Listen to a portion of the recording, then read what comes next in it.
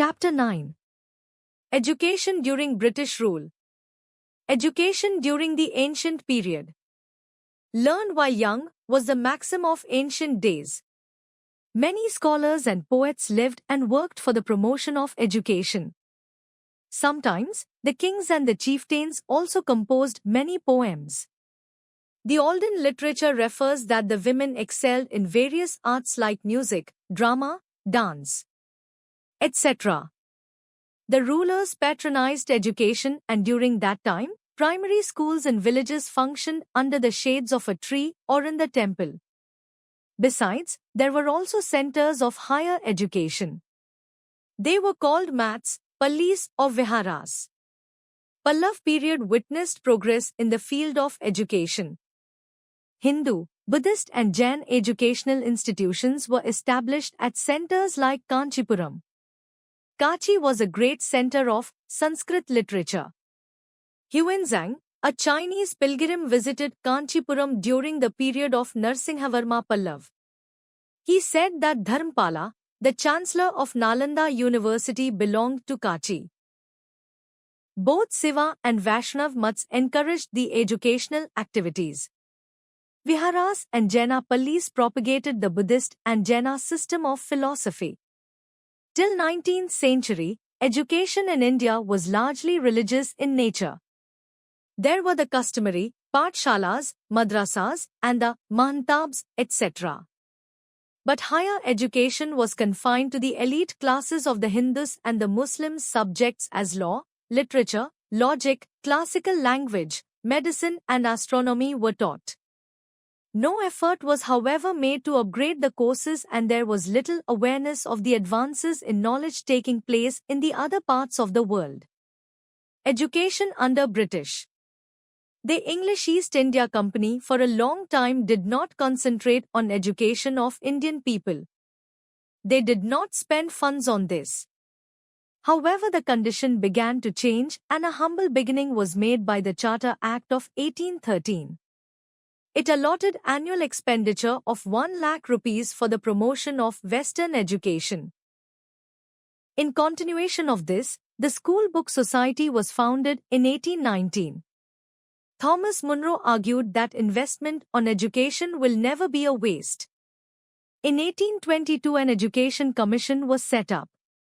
The Board of Public Instruction was started and public schools were established in each district. Schools at taluk level were also encouraged.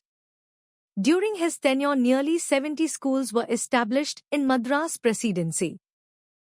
In this way, the Christian missionaries ran a few schools in Madras, Bengal and Bombay, now Mumbai.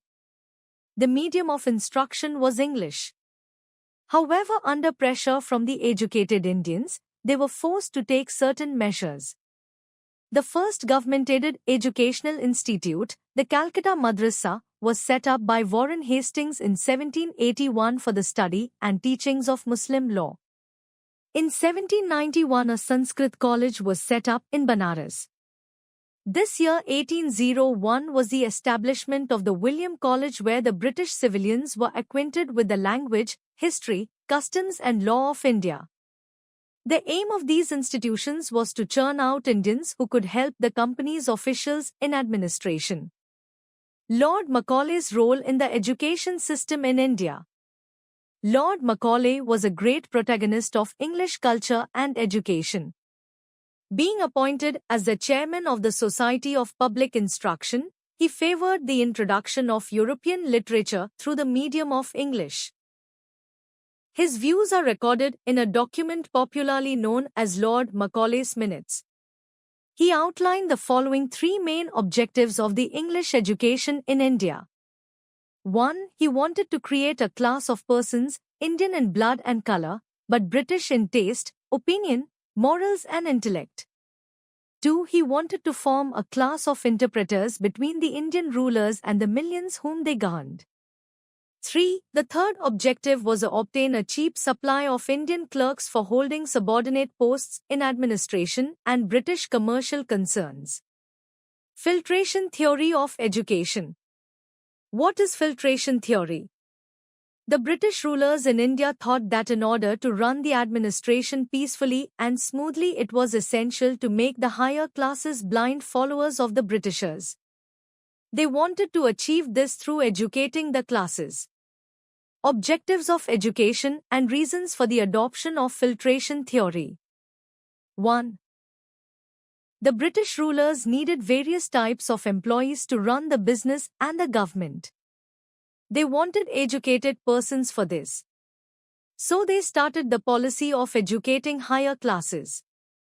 2. The government did not have sufficient funds for educating the masses. 3. Higher class educated through the medium of English would adopt English maize and in turn would influence the lower classes. 4. After educating some people, the responsibility of educating the masses could be left to them. Indian initiative. When the inadequacies of the education system came to the fore, enlightened Indian rulers and intellectuals like Raja Ram Mohan Roy, Rabindranath Tagore, etc. themselves played a leading role in the spread of education. During the Kali years of the 20th century, leaders of the freedom movement formed a National Council of Education as a revolt against British control over education. They set up national schools and a national college. Later they established Vidyapeeths at Banaras and Ahmedabad and the Jamia Millia Islamia Institute at Aligarh, which was later shifted to Delhi.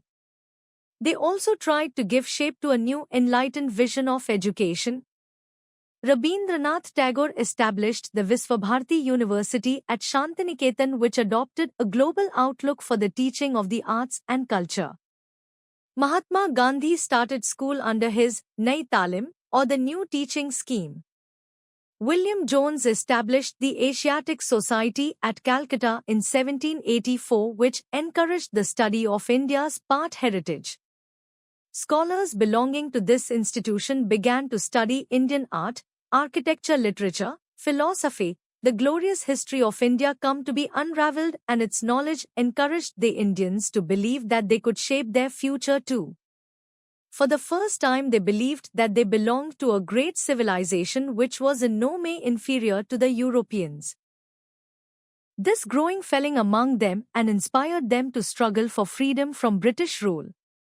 One of India's foremost nationalist leaders, G.K.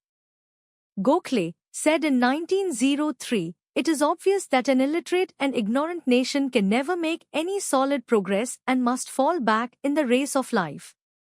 To remove illiteracy from India, Gokhale and others repeatedly made the demand for introducing free and compulsory education for children from the age of 6 to 10 years. But little was done by the government in this regard. In 1947, when India became independent, only 24% of the male and 7% of the female population were literate. Changes in the indigenous system of education. Main features of the indigenous system of education in India by the end of 18th century. India had a fairly widespread village-based indigenous system of child education comparable to the primary stage. Extensive surveys conducted by Thomas Munro in Madras, 1822-24, Mount Stuart Elphinstone in Bombay, 1823-25, William Adam in Bengal and Bihar, 1835-38, and in Punjab, 1849, provide ample information on this popular system of indigenous education. These schools were independent. They neither received any funds from the state nor were under their control. Main characteristics of indigenous schools, Bombay. 1. School buildings. There were no separate school buildings. Education was carried on in temples, houses of teachers and residencies of respectable persons. 2. Number of schools. There was at least one school in every village. The average number of students per school was 15. The highest number in a school was 150. 3. Fees. Teachers were paid 1 rupee per month by the guardians of a student. 4. Courses of study. Students were taught to read, write and do ordinary and practical arithmetic. They were made to learn, by heart, the Pahra and Ginni. 5. Duration. Hard punishment were generally given to the students for not maintaining discipline and not learning lessons. 6. Status and conditions of teachers. They did not teach from economic point of view. Generally they were Brahmins, but sometimes Marathas, Bhandaris and Vaishyas were also working as teachers. They were generally invited at festivals and received some gifts and presents on particular occasion. As a tradition, they got 3 to 5 rupees per month. Decay in the indigenous system. The process of decay of the indigenous system started with the advent of the British rule and especially after the 1935 Minute of Lord Macaulay. A system modelled on English on a large scale as it became an opportunity of getting government jobs. Curriculum and textbooks gave more importance to European arts, literature and science. Universities in India on the model of London University began to be established. Growth of science. One of the major reasons why Indian reformers like Raja Ram Mohan Roy favored English as the medium of education was the importance they attached to the teaching of science. In the old Indian system of education, science had been neglected. The reformers believed that the neglect of science in India had been the principal reason for India's backwardness. They set up scientific societies for popularizing science. The introduction of modern science in India took place in the early 19th century. Later, departments of science were set up in the national universities. Indians in increasing numbers pursued the study of science and made original contributions to its various branches. For doing so, they had to discard various superstitions like the anatomical dissection of human corpses, which was considered sinful. Mahendralal Sircar founded the Indian Association for the Cultivation of Science, which became a premier organization for the promotion and popularization of science. In the 1920s, the Indian Science Congress Association was set up. Scientists from different parts of the country assembled at sessions of Science Congress to share their experiences and exchange views. Some of the leading scientists who won international fame in various spheres were P.C. Roy, Ike Bose, C.V. Raman, Satyen Bose, Meghnad Saha, D.N. Wadia and Birbal Sahni. C.V. Raman was given the Nobel Prize for his work in physics in 1930. P.C. Mahalanobis was an outstanding scholar who established statistics as a branch of science in India. S. Ramanujan was one of the greatest mathematicians of this century. The most outstanding personality in the field of engineering and technology, and Vishveshwarya.